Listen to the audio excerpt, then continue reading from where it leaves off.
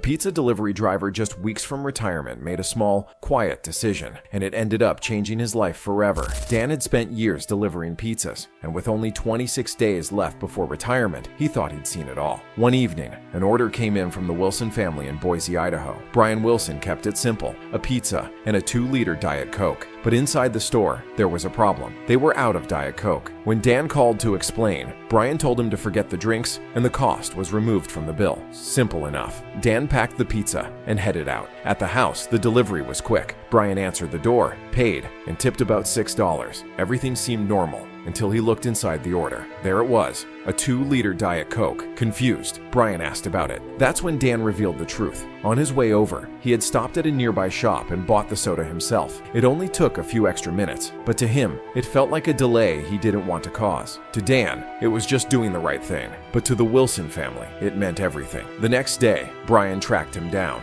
By then, the family had already shared Dan's story online, and what happened next was unbelievable. People from everywhere began donating, wanting to give back to the man who had gone the extra mile. In no time, they raised $31,000. Brian's wife, Katie, had started a GoFundMe to support Dan's retirement, an amount that nearly matched his yearly salary. One small act of kindness turned into a life-changing reward, and a reminder that sometimes the smallest gestures leave the biggest impact.